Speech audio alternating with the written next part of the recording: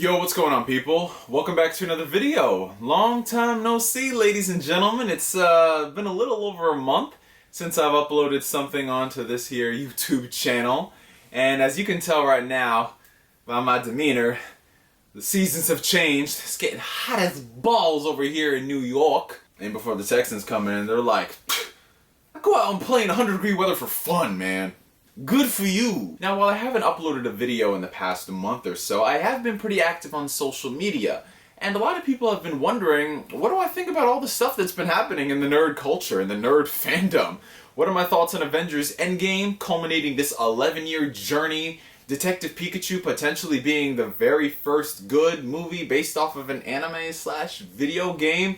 Why in the world a $200 million Aladdin movie looks no different than a Macy's Thanksgiving Day parade attraction? And of course, my thoughts on the return of the King. All of those questions and more will be answered over the next coming days, because for the following 2 weeks, I will be uploading a video onto the channel every single day. And while my track record is not the best when it comes to doing those sort of things, y'all can hold me accountable to that. Why? Because I have already recorded them, I've already edited them, uploaded, scheduled, and they are good to go, baby. So for the next 14 days, expect to see a video or two every single day. And then from there, who knows, I might see you when the Final Fantasy VII Remake drops in 2025. Or in this case, maybe 2020. A video on that is coming later on in the week. Now that being said, ladies and gentlemen, let's get on to tackling today's topic, which I am, of course, the latest person on the internet to talk about it. And by latest, I mean, not in the breaking news sense, I mean latest in terms of I'm the last person in the world to talk about it.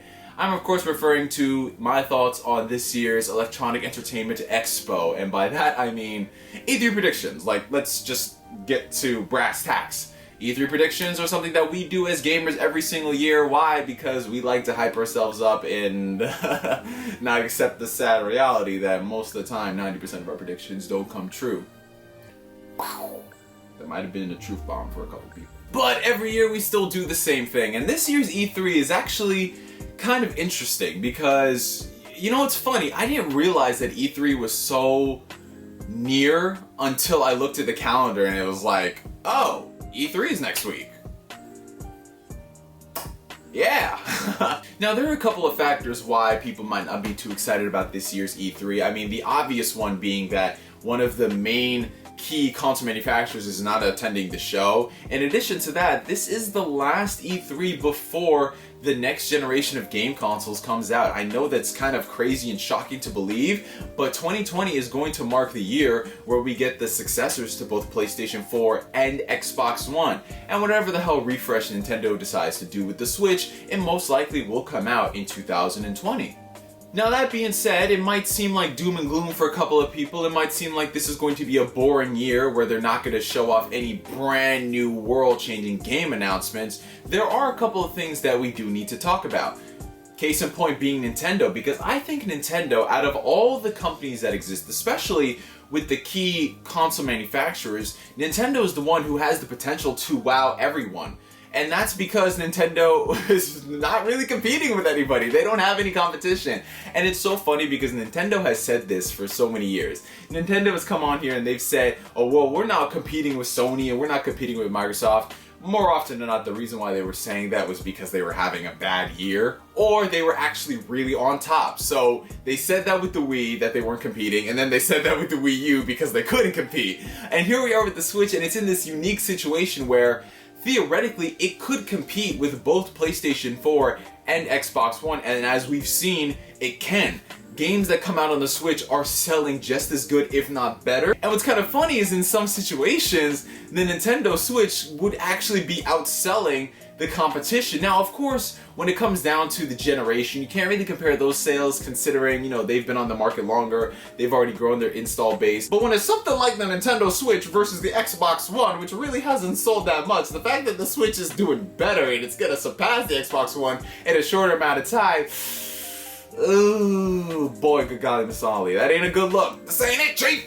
Now, while we can sit here and speculate on some of the things that Nintendo is going to do, like potentially this could be the year where they unveil a revamp to the eShop and they finally give us the online features like voice chat and party chat and messaging. 2019 do we give them? So, I feel like we do this every single year. I am not going to do that whatsoever. I'm actually going to cut this video predictions very short because Nintendo is going to do what Nintendo does. And by that, I mean Nintendo is just going to dance to the beat of their own drum. For better or for worse, we could sit here and predict that Nintendo's going to unveil this game, Nintendo's going to unveil that game. Guys, you know, despite a couple of very, very, very obvious and safe announcements, Nintendo has a tendency to wow people. There are a couple of game announcements that will come from them that I literally have no type of reaction to whatsoever, but the more I think about it, I'm like, wow, that was actually very cool. And that's one of the things that I like about Nintendo. And one of the things that's actually really cool about Nintendo is that they really prove that E3 is not as relevant to gaming as a lot of gamers think. Now, we all think of E3 like Christmas. We think of E3 as the trade show where all the developers and the publishers, they bring their best games and they put their best foot forward to show us all the games to get us excited about. Nintendo has shown that they could literally show up on a Tuesday morning and announce like 30 awesome games in a direct, and then have those be the games you come out with for the entire year. And then at E3, you'll get maybe one or two major announcements, maybe a first-party game or two, maybe a third-party title that's hotly anticipated and it stealth drops that day like Fortnite. But they've proven, and as we've seen now with the competition such as Sony not even going to E3 and them doing their own state of play, that they really can just show you a couple things and you know that Nintendo Directs are following in the next couple of weeks and they'll show you more stuff.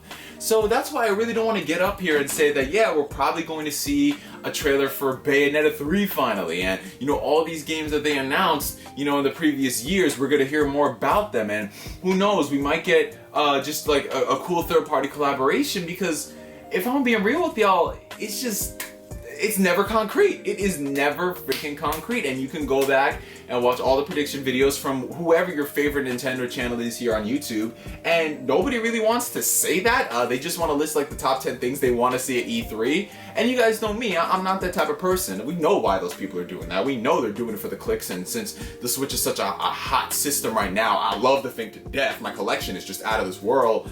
But I feel like I'm cheating you guys by hyping you up for these sort of things, and then when you don't see them, you're disappointed by it. You know, like, yeah, there's some things I love to see. There are a couple of games that I'd love to play on the Switch, and it'd be great if Nintendo announced them, but until like we really get a good understanding and grasp of how Nintendo does things, it's not really safe for us to make those predictions. And for one, I'm actually excited about that because it keeps things interesting. Like, the Nintendo Directs are not perfect. We know they're not perfect. You know, there are a lot of them that are better than others, and there are some that just flat out suck and are a waste of time.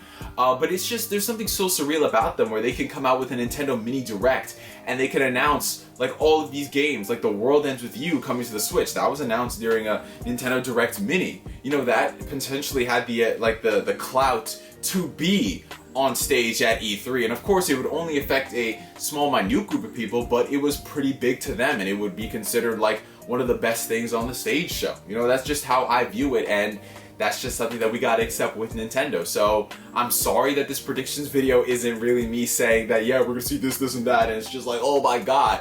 I'll get on here and be excited for what they show me, for better or for worse. If it's a great show, awesome. If it's a terrible show, you guys know I'm gonna get on here and keep it $1.50. Anyways, let's talk about something that is just a little bit more concrete that we know is probably going to happen because we've seen all the trademarks, we've seen the registrations, we've seen all this stuff. We know a Nintendo Switch revision is coming. It's just a matter of when they announce it, whether it's at E3 or whether it's at a Nintendo Direct. We know Nintendo is most likely going to unveil a revision for the Switch. A lot of people were speculating that it was going to be a Pro model and a Switch Mini model. Now everyone is thinking that it's going to be more of the Switch Mini, and then the Pro is going to come out later on once they refine the tech, you know, closer to the launch of PS5 and Xbox Scarlet, which I think is more reasonable, but we'll talk more about that in another video when they actually announce the damn thing. But I do think a Nintendo Mini is potentially a announcement that Nintendo could do at E3. Like, the Switch right now is selling crazy. It's selling very well. Nintendo should be very proud of those sales, but it's really not living up to their expectations in the sense that they had hit an internal sales goal of what they wanted to, and I think they just missed it by a few million units. So for them, they want to really capture that audience where they can keep the growth and the momentum of the Switch going. Of course, you're going to get a lot of the the core gamers on the Switch. You're going to get a lot of the people who, you know, have PlayStation, they have Xboxes, and they keep seeing this library of games. They're going to get a Switch. But how do you get the casuals? How do you get the kids? How do you get the people who already have iPads and they play Fortnite? They already have cell phones. They already have all these things. Why would you want them to buy a Switch? What's the best way you can get them to buy a Switch? Well, you can make it cheaper and more ergonomical.